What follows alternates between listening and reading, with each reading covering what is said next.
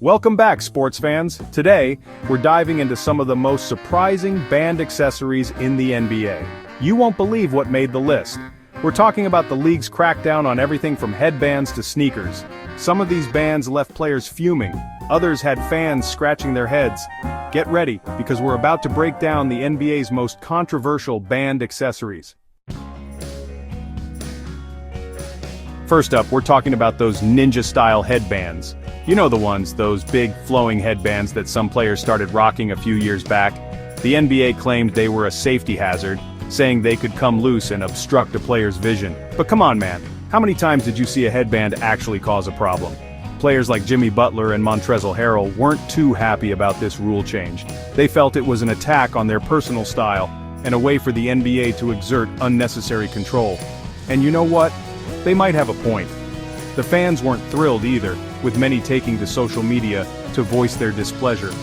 They felt it was just another example of the NBA trying to stifle player individuality.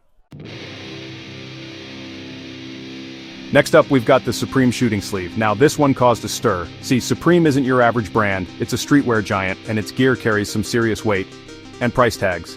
Players like LeBron James and James Harden were spotted wearing the Supreme sleeve, and you know what happens when superstars endorse something?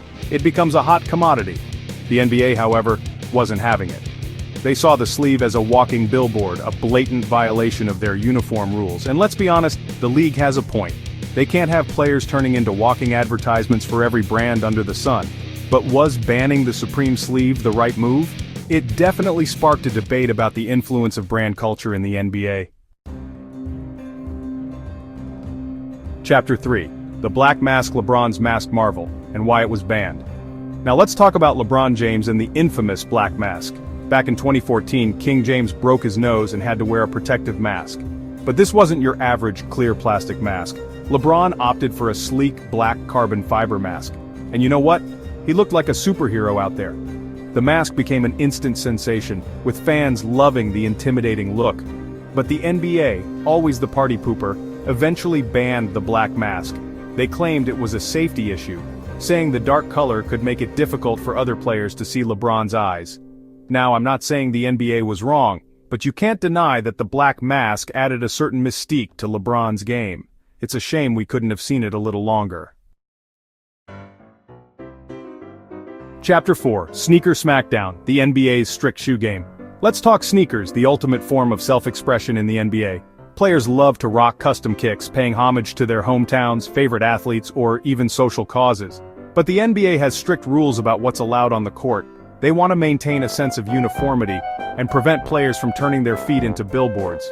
We've seen players like Nick Young and Kyrie Irving get hit with fines for wearing unauthorized sneakers. Remember when Michael Jordan wore his iconic Air Jordan ones? The NBA tried to ban those too. They said the red and black colorway violated the league's uniform policy. Can you believe that?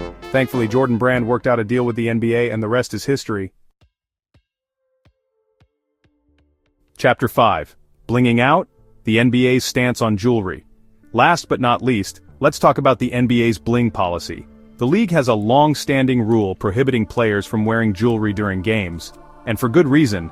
Dangling earrings or necklaces could easily get caught on something or poke another player in the eye. We've seen players get warned for forgetting to remove their wedding rings or chains. Remember when Allen Iverson famously wore a shooting sleeve to cover up his tattoos after the NBA implemented a dress code?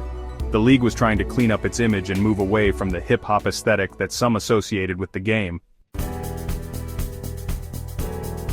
That's it for today, folks. Which band accessory surprised you the most?